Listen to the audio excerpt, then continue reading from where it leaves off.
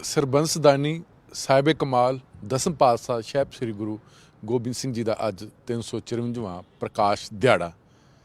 ਅੱਜ ਅਸੀਂ ਸਿੱਖੀ ਸਿਧਾਂਤਾਂ, ਸਿੱਖ ਫਲਸਫੇ ਤੇ ਉਹਨਾਂ ਵੱਲੋਂ ਦਿੱਤੇ ਗਏ ਉਪਦੇਸ਼ਾਂ ਨੂੰ ਲੈ ਕੇ ਹੀ ਚਰਚਾ ਕਰਾਂਗੇ।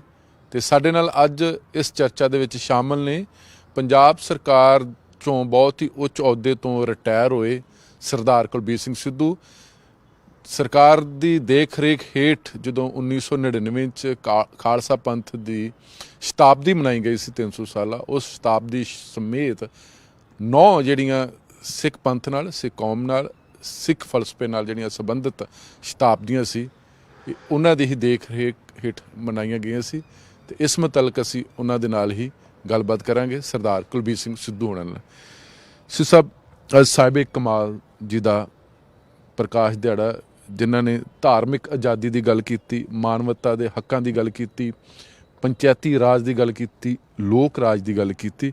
ਪਰ ਇੱਕ ਮੇਰਾ ਮੁੱਢਲਾ ਸਵਾਲ ਆ ਕਿ ਅੱਜ ਅਸੀਂ ਪ੍ਰਕਾਸ਼ ਦਿਹਾੜਾ ਮਨਾ ਰਹੇ ਹਾਂ, ਇਹ ਅੱਜ ਹੀ ਹੈ ਕਿ ਕਿਉਂਕਿ ਪਹਿਲਾਂ ਵੀ ਅਸੀਂ ਕਈ ਵਿਦਵਾਨਾਂ ਜਾਂ ਕਈ ਉਹਨਾਂ ਦੇ ਜਨਮ ਦਿਨ ਨੂੰ ਲੈ ਕੇ ਹਾਲੇ ਵੀ ਭੰਬਲ ਭੂਸਾ ਕੌਮ ਦੇ ਵਿੱਚ ਜਾਂ ਪਾਇਆ ਗਿਆ, ਜਾਂ ਅਸੀਂ ਹਜੇ ਵੀ ਪੂਰੀ ਤਰ੍ਹਾਂ ਜਾਗਰੂਕ ਨਹੀਂ ਆ ਕਿ ਉਹਨਾਂ ਦਾ ਪ੍ਰਕਾਸ਼ ਦਿਹਾੜਾ, ਪ੍ਰਕਾਸ਼ ਪੁਰਬ ਕਦੋਂ ਸੀ?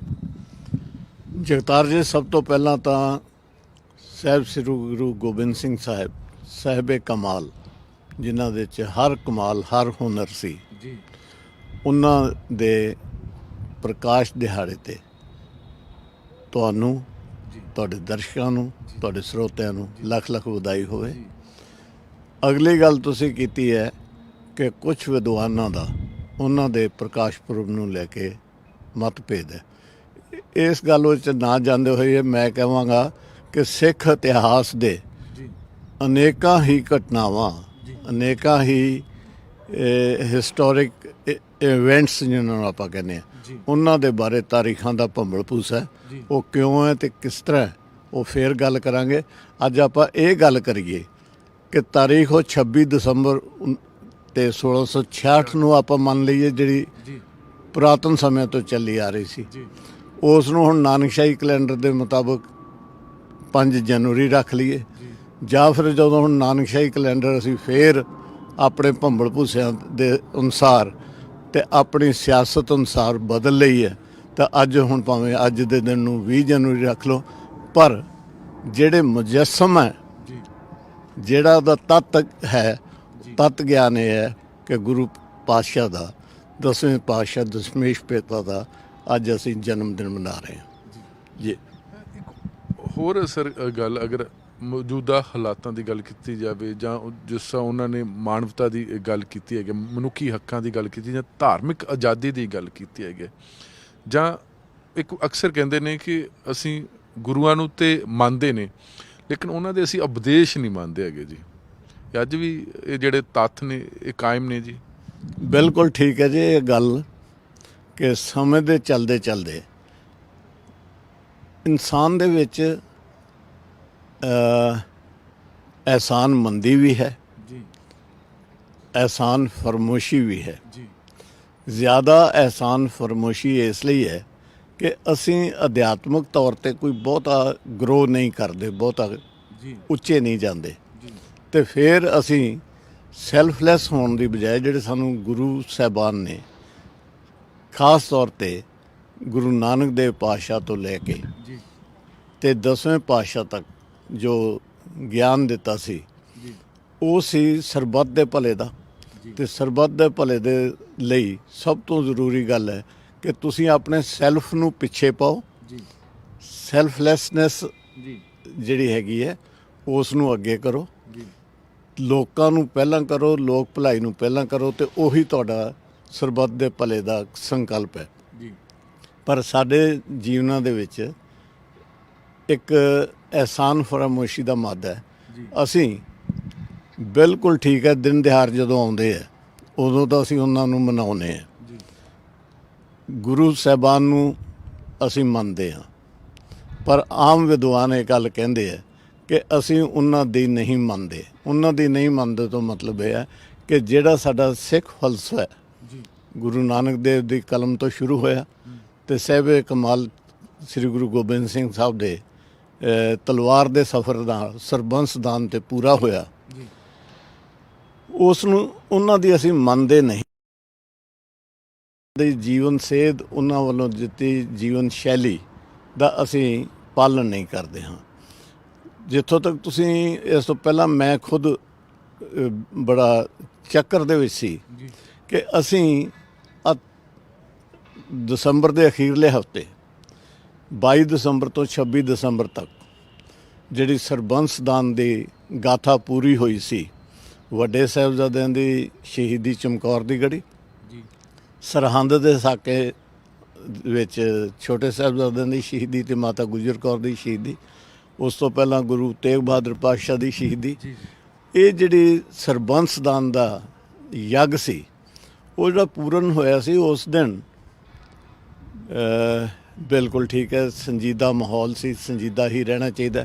ਛਿਟਪੁਟ ਲੋਕਾਂ ਨੂੰ ਤੇ ਛਿਟਪੁਟ ਘਟਨਾਵਾਂ ਨੂੰ ਛੱਡ ਕੇ ਜਿੱਥੇ ਜਲੇਬੀਆਂ ਦੇ ਤੇ ਖੀਰਾਂ ਦੇ ਲੰਗਰ ਲੱਗਦੇ ਹੈ ਤੇ ਉਹ ਕਹਿੰਦੇ ਜੀ ਇਹ ਸਾਡੀ ਚੜ੍ਹਦੀ ਕਲਾ ਦਾ ਪ੍ਰਤੀਕ ਹੈ, ਪਰ ਨਹੀਂ, ਉਸ ਦਿਨ ਅਸੀਂ ਕੋਈ ਥੋੜ੍ਹਾ ਜਿਹਾ ਮੇਰੇ ਹਿਸਾਬ ਨਾਲ ਯੁੱਗ ਪੁਰਸ਼ ਈਸਾ ਮਸੀਹ ਦਾ ਉਦੋਂ ਜਨਮ ਦਿਨ ਆਉਂਦਾ ਹੈ, ਕ੍ਰਿਸਮਸ ਦੇ ਤੌਰ 'ਤੇ 25 ਦਸੰਬਰ।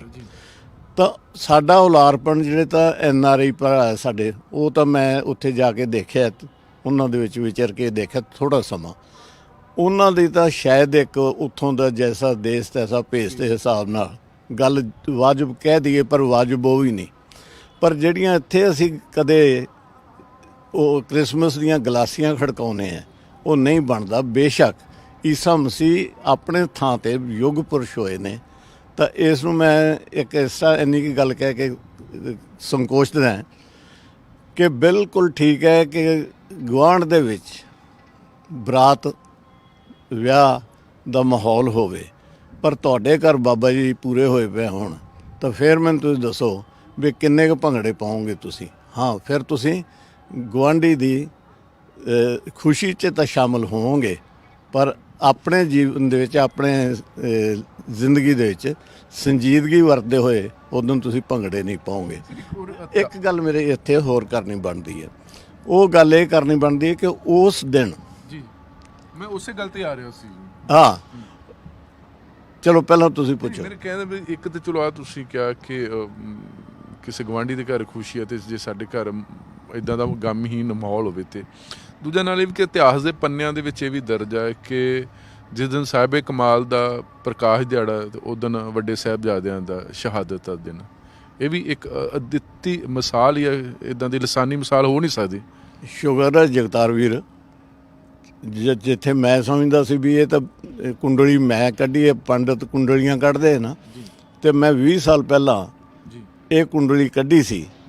ਜਿਹੜਾ ਤੁਸੀਂ ਸਵਾਲ ਕੀਤਾ, ਮੈਂ ਕਹਿੰਦਾ ਸ਼ੁਕਰ ਹੈ ਕਿ ਮੇਰੇ ਤੋਂ ਅਗਲੀ ਪੀੜ੍ਹੀ ਨੂੰ ਵੀ ਪਤਾ ਹੈ, ਔਰ ਮੇਰੀ ਇਹ ਤਸੱਲੀ ਹੈ ਇਸ ਗੱਲ 'ਚ ਕਿ ਤੁਹਾਨੂੰ ਲੋਕਾਂ ਨੂੰ ਪਤਾ ਹੈ, ਪਰ ਬਹੁਤ ਥੋੜ੍ਹਿਆਂ ਨੂੰ, ਪੋਟਿਆਂ 'ਤੇ ਗਿਣਨ ਜੋਗੇ ਬੰਦਿਆਂ ਨੂੰ ਪਤਾ ਹੈ ਕਿ 26 ਦਸੰਬਰ 1705 ਨੂੰ ਜਦੋਂ ਚਮਕੌਰ ਦੀ ਗੜੀ ਵਿੱਚ ਵੱਡੇ ਸਾਹਿਬਜ਼ਾਦਿਆਂ ਦੀ ਤੇ ਪੰਜ ਪਿਆਰਿਆਂ ਵਿੱਚੋਂ ਪੰਜ ਪਿਆਰੇ ਪਲੱਸ ਕੋਈ ਤਕਰੀਬਨ 30-35 ਦੇ ਕਰੀਬ ਸਿੰਘ ਸ਼ਹੀਦ ਹੋ ਚੁੱਕੇ ਸੀ, ਤਾਂ ਉਸ ਵੇਲੇ ਉਸ ਸ਼ਾਮ ਨੂੰ ਸਾਹਿਬ ਕਮਾਲ ਸ੍ਰੀ ਗੁਰੂ ਗੋਬਿੰਦ ਸਿੰਘ ਸਾਹਿਬ ਦਾ 39ਵਾਂ ਜਨਮ ਦਿਨ ਸੀ ਮੇਰੇ ਵੀਰ।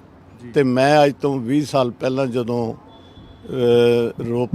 ਰੂਪਨਗਰ ਜਾਂ ਰੋਪੜ ਦਾ DC ਹੋਣ ਦੇ ਨਾਤੇ ਖਾਲਸਾ ਸਿਰਜਣਾ ਦਾ 300 ਸਾਲਾ ਦਿਨ ਮਨਾ ਰਿਹਾ ਸੀ, ਤਾਂ ਇਤਿਹਾਸ ਪੜ੍ਹੇ ਹੋਣ ਦੇ ਬਾਵਜੂਦ ਉੱਥੇ ਮੈਨੂੰ ਇਤਿਹਾਸ ਨੂੰ ਜਿਉਣ ਦਾ ਮੌਕਾ ਮਿਲਿਆ, ਤਾਂ ਉਦੋਂ ਮੈਨੂੰ ਅਨੁਭਵ ਹੋਇਆ ਕਿ ਇੱਕ ਪਾਸੇ ਪਿਤਾ ਦਾ ਜਨਮ ਦਿਨ ਹੋਵੇ,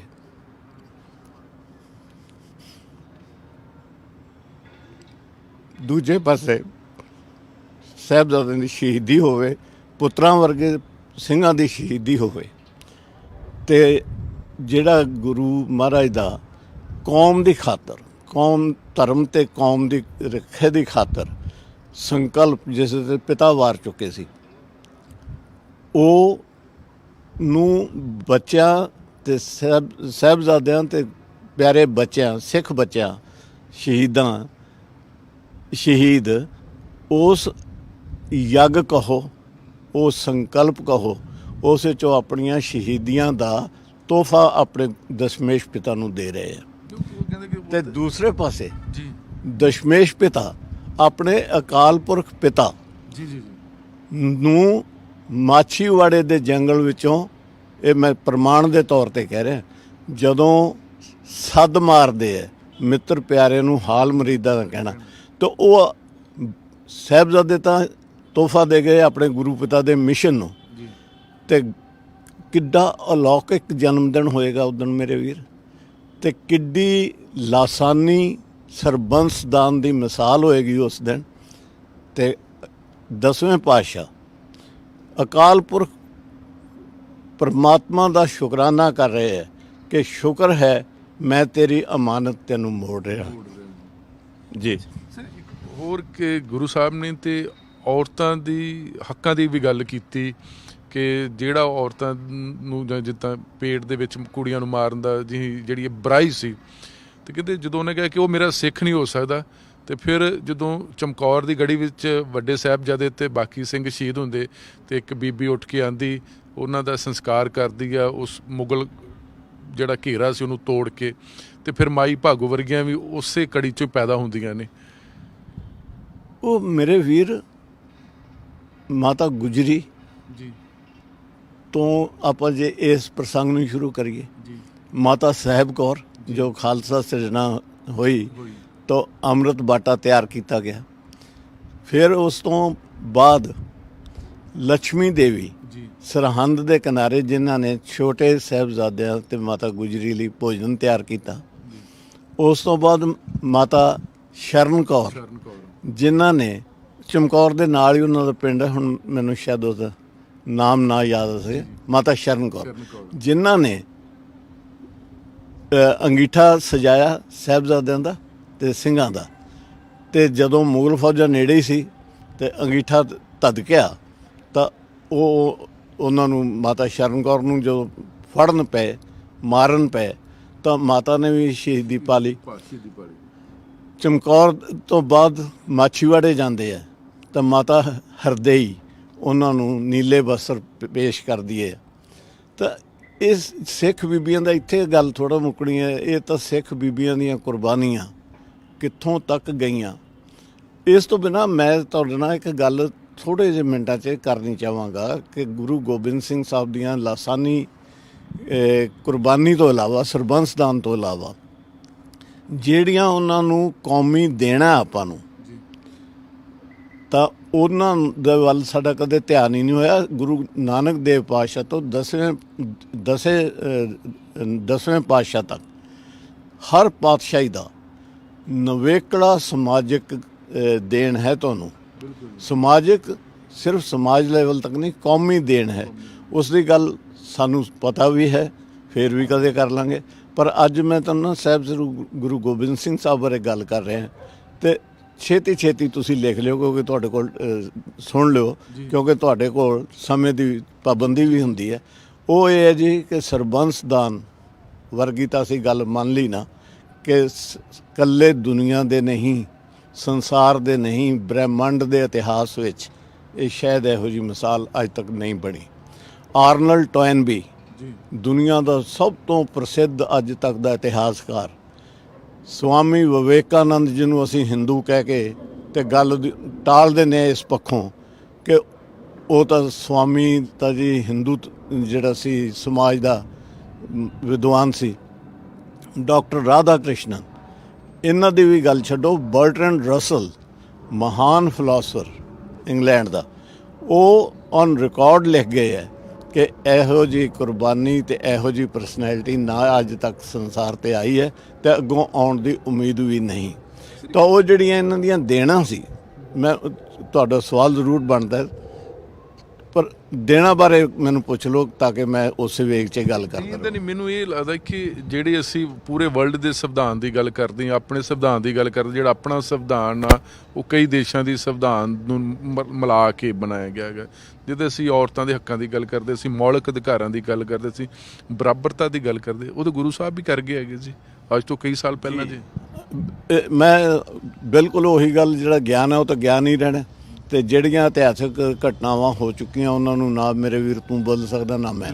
ਆਪਾਂ ਇੱਥੋਂ ਗੱਲ ਸ਼ੁਰੂ ਕਰੀਏ ਕਿ ਖਾਲਸਾ ਸਿਰਜਣਾ ਦੇ ਪਿੱਛੇ ਜਿਹੜੇ ਬੁਨਿਆਦੀ ਡੈਮੋਕ੍ਰੈਟਿਕ ਸਿਧਾਂਤ ਸਨ, ਲਿਬਰਟੀ, ਇਕੁਐਲਿਟੀ, ਫਰੈਟਰਨਿਟੀ। ਲਿਬਰਟੀ ਮਨੁੱਖੀ ਆਜ਼ਾਦੀ, ਇਕੁਐਲਿਟੀ ਮਨੁੱਖੀ ਬਰਾਬਰੀ, ਫਰੈਟਰਨਿਟੀ ਮਨੁੱਖੀ ਭਾਈਚਾਰਾ, ਤੇ ਉਸ ਤੋਂ ਅੱਗੇ ਗੁਰੂ ਨਾਨਕ ਦਾ ਇੱਕ ਸੰਕਲਪ ਦਿੱਤਾ, ਕਾਸਟਲੈਸ ਸੁਸਾਇਟੀ। ਕਾਸਟਲੈਸ ਸੁਸਾਇਟੀ ਜਿਹਦੇ 'ਚ ਰੰਗਰੇਟੇ ਗੁਰੂ ਕੇ ਬੇਟੇ ਬਣਦੇ ਆ। ਤਾਂ ਉਹ ਲੋਕ ਜਿਹੜੇ ਸਨ, ਉਹ ਜਿਹੜਾ ਸੰਕਲਪ ਹੈ, ਇਹ ਮੇਰੇ ਵੀਰ ਸਿੱਖ ਤੁਹਾਡੇ ਇਤਿਹਾਸ ਨੇ, ਸਿੱਖ ਧਰਮ ਨੇ ਦਿੱਤਾ। ਪਰ ਸਿਤਮ ਪਤਾ ਕੀ ਹੋਇਆ? 1799 ਦੇ ਵਿੱਚ ਫਰਾਂਸ ਦੀ ਕ੍ਰਾਂਤੀ ਹੋਈ, ਵਰਲਡ ਫੇਮਸ ਕ੍ਰਾਂਤੀ ਹੈ। ਤੇ ਵਰਲਡ ਫੇਮਸ ਉਹ ਪਤਾ ਕਿਉਂ ਬਣੀ? ਉਹ ਕਿਤਾਬਾਂ ਦੇ ਵਿੱਚ ਆ ਗਈ, ਸਿਲੇਬਸਾਂ ਦੇ ਵਿੱਚ ਆ ਗਈ। ਤੇ ਇਹ ਜਿਹੜੀ ਸਾਡੀ ਕੁਰਬਾਨ ਹੈਗੀ ਨਾ, ਦੇਣ ਗੁਰੂ ਸਾਹਿਬ ਦੀ ਖਾਲਸਾ ਸਿਰਜਣਾ ਦੇ, ਠੀਕ 1799 ਤੇ 1699 'ਚ ਕਿੰਨਾ ਫਰਕ ਹੈ? 1790 ਸਾਲ ਦਾ। 90 ਸਾਲ ਅਸੀਂ ਪਹਿਲਾਂ ਉਹ ਦੇ ਕੇ ਦੇਣ। ਤੇ ਮੈਂ ਮੇਰੇ ਵੀਰ ਬੜੀਆਂ ਇੰਟਰਵਿਊ 'ਚ ਕਹਿ ਚੁੱਕਾ, ਆਪਣੇ ਲਿਖਤਾਂ 'ਚ ਕਹਿ ਚੁੱਕਾ, ਆਰਟੀਕਲਾਂ 'ਚ, ਲੇਖਾਂ 'ਚ ਕਹਿ ਚੁੱਕਾ ਕਿ ਕੁਲਬੀਰ ਸਿੰਘ ਸਿੱਧੂ ਨੇ ਤੇ ਉਹਦੇ ਅਗਲੀ ਪੀੜ੍ਹੀ ਨੇ, ਜਿਹੜੀ ਉਹਦੀ ਪੇਰੈਂਟਸ ਦੀ ਪੀੜ੍ਹੀ ਸੀ, ਤੇ ਉਹਦੇ ਤੇ ਜਿਹੜੀ ਨੈਕਸਟ ਪੀੜ੍ਹੀ ਹੈ, ਮੇਰੇ ਬੱਚਿਆਂ ਦੀ ਪੀੜ੍ਹੀ ਹੈ, ਉਹਨਾਂ ਨੇ ਸਾਰਿਆਂ ਨੇ ਜਿਹੜੀਆਂ ਨਾ ਲਿਬਰਟੀ, ਇਕੁਐਲਿਟੀ, ਫਰੈਟਰਨਿਟੀ ਦੀ ਅਸ਼ਰਿੰਗ ਹੈ, ਜਿਹੜੀ ਸ਼ੁਰੂਆਤ ਹੈ, ਉਹ ਫਰਾਂਸ ਦੀ ਕ੍ਰਾਂਤੀ ਲਿਖ ਕੇ ਕੀਤੀ ਹੈ। ਕੋਈ ਨਹੀਂ ਲਿਖਦਾ ਕਿ ਗੁਰੂ ਗੋਬਿੰਦ ਸਿੰਘ ਸਾਹਿਬ ਨੇ 90 ਸਾਲ ਪਹਿਲਾਂ ਕਰਤੇ ਸੀ। ਕਿਉਂ? ਜੇ ਉਹ ਲਿਖਤਾ ਤਾਂ ਆਪਾਂ ਮੇਰੇ ਵੀਰ ਫੇਲ ਹੋ ਜਾਵਾਂਗੇ। ਆਪਾਂ ਨੂੰ ਤਾਂ ਡਿਗਰੀ ਚਾਹੀਦੀ, ਆਪਾਂ ਗੁਰੂ ਤੋਂ ਕੀ ਲੈਣਾ? ਇੱਥੇ ਅਗਲਾ ਇਸੇ ਖਾਲਸਾ ਸਿਰਜਣਾ ਵਿੱਚ ਇੱਕ ਪੰਚਾਇਤੀ ਸੰਕਲਪ ਸੀ ਕਿ 5 ਪਿਆਰੇ ਸਾਜੇ, ਉਹਨਾਂ ਤੋਂ ਫਿਰ ਆਪ ਅੰਮ੍ਰਿਤ ਛਕਿਆ।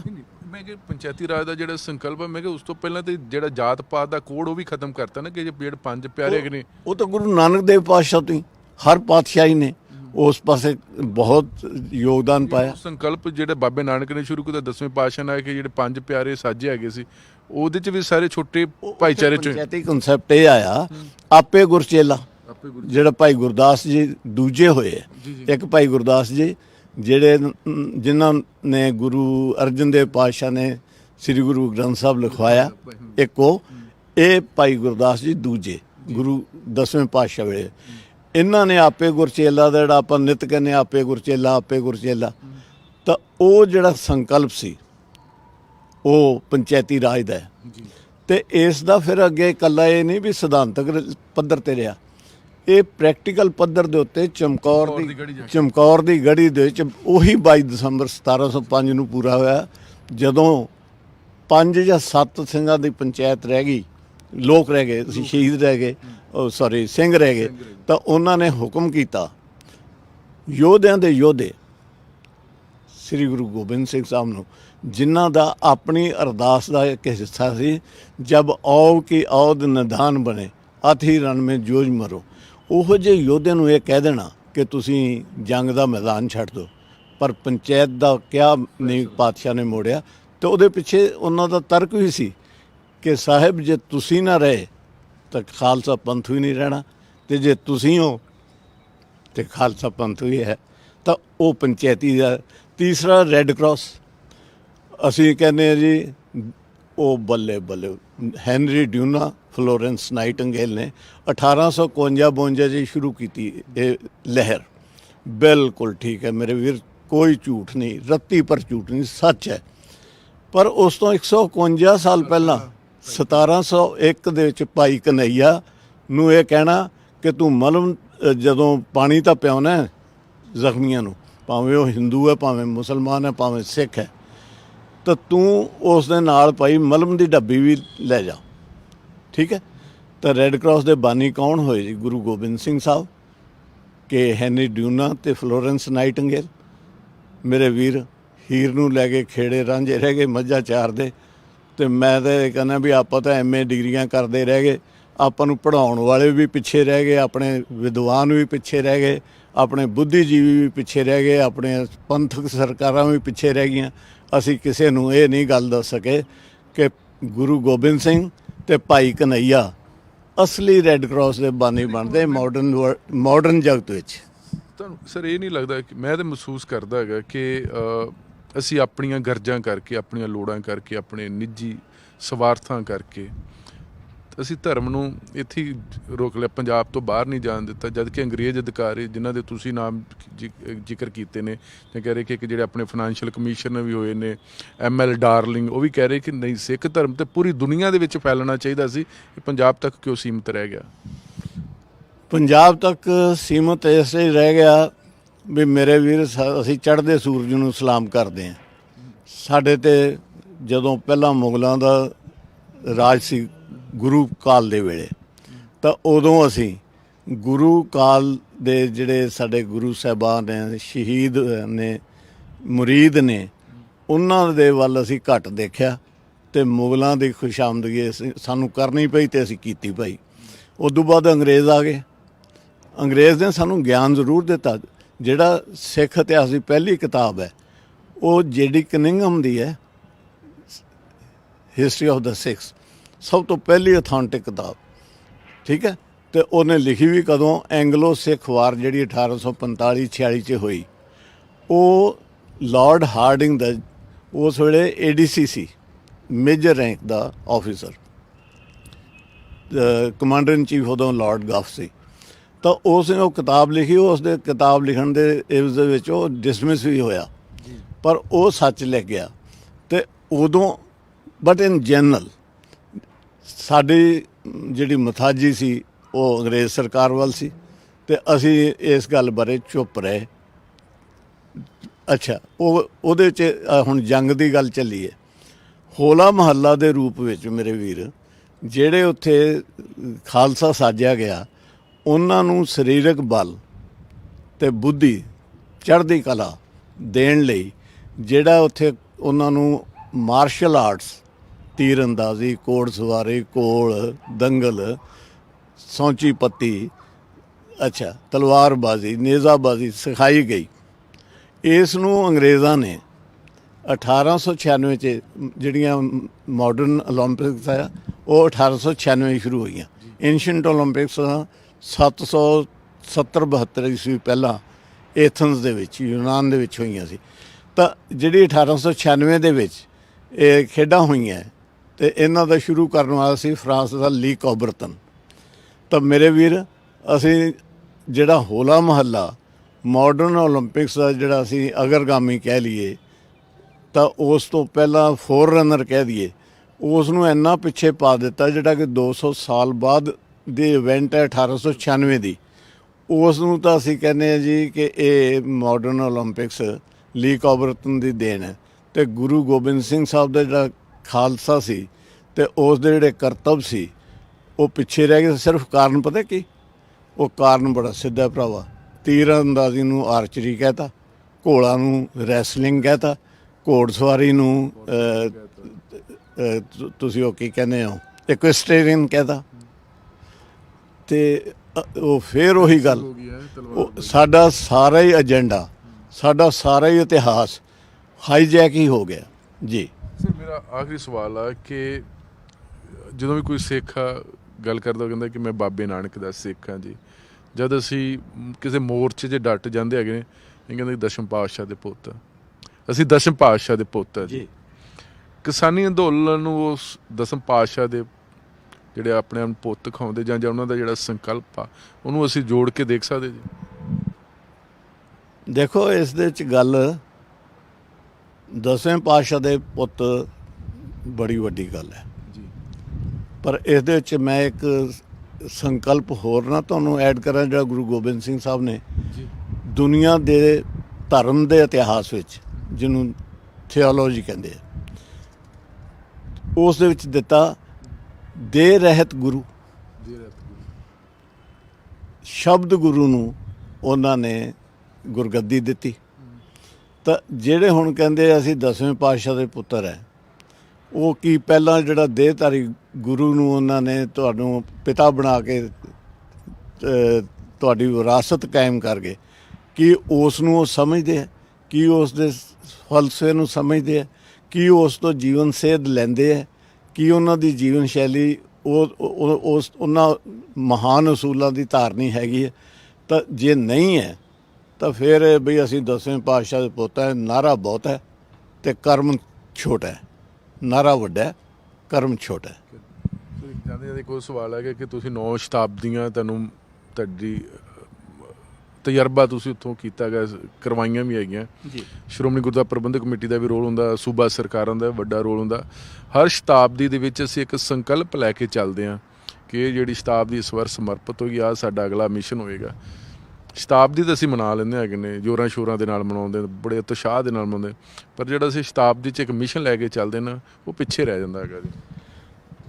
ਦੇਖੋ, ਬਿਲਕੁਲ ਤੁਸੀਂ ਠੀਕ ਕਿਹਾ। ਤੁਹਾਡੇ ਸਵਾਲ ਦੇ ਵਿੱਚ ਹੀ ਤੁਹਾਡਾ ਜਵਾਬ ਹੈ। ਤੇ ਚੋਰ ਦੀ ਮਾਂ ਕੋਠੀ 'ਚ ਮੂੰਹ, ਇਸ ਪੱਖੋਂ ਮੈਂ ਵੀ ਸ਼ਰਮਿੰਦਾ ਹੈ ਕਿਉਂਕਿ ਜੇ ਮੈਂ ਉਸ ਵੇਲੇ ਨੋਡਲ ਅਫਸਰ ਬਣਿਆ ਸੀ, ਹਾਲਾਂਕਿ ਨਗਾਰਖਾਨੇ 'ਚ ਤੂਤੀ ਜਿੰਨੀ ਆਵਾਜ਼ ਹੁੰਦੀ ਹੈ, ਸਰਕਾਰ ਦੇ ਵਿੱਚ ਅਫਸਰ ਦੀ ਇੰਨੀ ਕੁ ਆਵਾਜ਼ ਹੁੰਦੀ ਜਿੰਨੀ ਨਗਾਰਖਾਨੇ 'ਚ ਤੂਤੀ ਦੀ ਹੁੰਦੀ ਹੈ। ਤਾਂ ਪਰ ਧੰਨ ਭਾਗ ਮੇਰੇ ਕੋਈ ਸੰਸਕਾਰ, ਮੇਰੇ ਮਾਤਾ ਪਿਤਾ ਤੋਂ ਮਿਲੇ ਸੰਸਕਾਰ ਕਿ ਮੇਰੀ ਡਿਊਟੀ ਪਹਿਲੀ ਸ਼ਤਾਬਦੀ ਜਿਹੜੀ ਸੀ ਖਾਲਸਾ ਸਿਰਜਣਾ ਦੀ ਸਰਦਾਰ ਪ੍ਰਕਾਸ਼ ਸਿੰਘ ਬਾਦਲ ਵੇਲੇ ਡਿਊਟੀ ਲੱਗੀ, ਅਤੇ ਉਸ ਤੋਂ ਬਾਅਦ ਦੀਆਂ 8 ਇਤਿਹਾਸਕ ਸ਼ਤਾਬਦੀਆਂ ਵੇਲੇ ਅੱਜ ਦੇ ਮੁੱਖ ਮੰਤਰੀ ਕੈਪਟਨ ਅਮਰਿੰਦਰ ਸਿੰਘ ਸਾਹਿਬ ਸਨ ਤੋਂ ਮੇਰੀ ਡਿਊਟੀ ਲੱਗ ਗਈ। ਪਰ ਜਿੱਥੋਂ ਤੱਕ ਤੁਹਾਡਾ ਇਸ਼ਾਰਾ ਹੈ ਸਮੇਂ ਦਾ, ਉਹਦੇ ਮੁਤਾਬਕ ਮੈਂ ਹੁਣ ਇੰਨੀ ਕੁ ਗੱਲ ਕਹੂੰਗਾ, ਇਹਦੇ 'ਚ ਬਹਿਸ ਮੁਬਾਹਸਾ ਨਾ ਛਿੜ ਜੇ ਕਿ ਮੇਰੇ ਵੀਰ ਅਸੀਂ ਸ਼ਤਾਬਦੀਆਂ ਤਾਂ ਮਨਾਈਆਂ, ਪਰ ਸ਼ਤਾਬਦੀਆਂ ਦਾ ਜਿਹੜਾ ਇਥੋਸ ਪੈਥੋਸ ਸੰਕਲਪ, ਇਥੋਸ ਤੇ ਪੈਥੋਸ ਹੁੰਦਾ ਹੈ, ਉਸ ਦਾ ਬੌਧਿਕ ਪੱਖ ਇਥੋਸ ਤੇ ਉਹਦਾ ਭਾਵਨਾਤਮਕ ਪੱਖ ਪੈਥੋਸ, ਉਸ ਨੂੰ ਬਿਲਕੁਲ ਨਹੀਂ ਕੀਤਾ। ਸਿਆਸੀ ਰੋਟੀਆਂ ਉਦੋਂ ਵੱਧ ਲਾਉਂਦੇ ਰਹੇ ਆ ਤੇ ਹੁਣ ਵੀ ਲਾਈ ਜਾ ਰਹੇ ਆ। ਇੱਥੇ ਕਾਰਗਿਲ ਦੀ ਲੜਾਈ ਹੋ ਜੇ ਤਾਂ ਵੀ ਸਿਆਸਤ ਹਾਵੀ ਹੈ, ਇੱਥੇ ਕਿਸਾਨ ਅੰਦੋਲਨ ਹੋ ਜੇ ਤੇ ਤਾਂ ਵੀ ਇਤਿਹਾਸਕ ਜਿਹੜਾ ਹੈਗੀ ਹੈ ਸਾਡੀ ਆਪਣੀ ਗਰਜ਼ਾਂ ਤੇ ਆਪਣੀ ਸਿਆਸਤ ਹੈ ਉਹ ਹਾਵੀ ਹੈ। ਚਾਹੀਦਾ ਤਾਂ ਜੇ ਹੈ ਕਿ ਜੇ ਅਸੀਂ ਕਿਤੇ ਗੁਰੂ ਨਾਨਕ ਤੋਂ ਲੈ ਕੇ ਗੁਰੂ ਗੋਬਿੰਦ ਸਿੰਘ ਸਾਹਿਬ ਦੇ ਸਮੇਂ ਤੱਕ ਦੇ ਫਲਸਫੇ ਦੇ ਧਾਰਨੀ ਹੋ ਜਾਈਏ, ਗੁਰੂ ਦੇ ਸਿੱਖ ਹੋ ਜਾਈਏ, ਤਾਂ ਇਸ ਕੌਮ ਵਰਗੀ ਕੌਮ ਪਹਿਲੀ ਗੱਲ ਤਾਂ ਹੈ ਨਹੀਂ। ਜੇ ਹੈ ਤਾਂ ਉਹ ਇੱਕ ਜਾਂ ਦੋ ਹੀ ਇਹੋ ਜਿਹੀਆਂ ਕੌਮਾਂ ਹੋਣਗੀਆਂ, ਅਤੇ ਸਾਨੂੰ ਆਪਣੀ ਕੌਮ 'ਤੇ ਮਾਣ ਸਨਮਾਨ ਹੋਣਾ ਚਾਹੀਦਾ। ਬਹੁਤ ਬਹੁਤ ਮਿਹਰਬਾਨੀ ਸਰ। ਬਹੁਤ ਮਿਹਰਬਾਨੀ। ਇਹ ਬਹੁਤ ਹੀ ਇਹਨਾਂ ਦਾ ਤਜਰਬਾ, ਔਰ ਜਿਸ ਤਰ੍ਹਾਂ ਉਹਨਾਂ ਨੇ ਉਦਾਹਰਨਾਂ ਦਿੱਤੀਆਂ ਕਿ ਲਾਜ਼ਮੀ ਤੌਰ 'ਤੇ ਅੱਜ ਕਈਆਂ ਨੂੰ ਵੀ ਪਤਾ ਲੱਗਾ ਹੋਵੇਗਾ, ਖਾਸ ਕਰਕੇ ਮੈਨੂੰ ਵੀ ਮਹਿਸੂਸ ਹੋਇਆ ਗਾ ਕਿ ਜਿਹੜੇ ਗੁਰੂ ਸਾਹਿਬ ਦੇ ਜਿਹੜੇ ਉਹਨਾਂ ਦੀ ਦੇਣ ਆ ਕੌਮ ਵਾਸਤੇ, ਮਾਨਵਤਾ ਵਾਸਤੇ, ਉਹ ਦੇਣ ਬਹੁਤ ਵੱਡੀ ਆ। ਪਰ ਮਸਲਾ ਇਹ ਹੈ ਕਿ ਅਸੀਂ ਆਪਣੇ ਆਪ ਨੂੰ ਗੁਰੂ ਦਾ ਸਿੱਖ ਕਹਾਉਂਦੇ ਹਾਂ, ਸਿੰਘ ਕਹਾਉਂਦੇ ਹਾਂ, ਪਰ ਜਿਹੜੇ ਗੁਰੂ ਸਾਹਿਬ ਦੇ ਜਿਹੜੇ ਉਪਦੇਸ਼ ਆ ਉਹਨਾਂ ਨੂੰ ਲਾਗੂ ਕਰਨ 'ਚ ਅਸੀਂ ਕਿਤੇ ਨਾ ਕਿਤੇ ਕੰਨੀ ਕਤਰਾ ਜਾਂਦੇ ਹਾਂ। ਕੈਮਰਾ ਮਨਦੀਪ ਸਿੰਘ ਦੇ ਨਾਲ ਜਗਤਾਰ ਸਿੰਘ, ਨਬੀ ਨਿਊਜ਼, ਚੰਡੀਗੜ੍ਹ।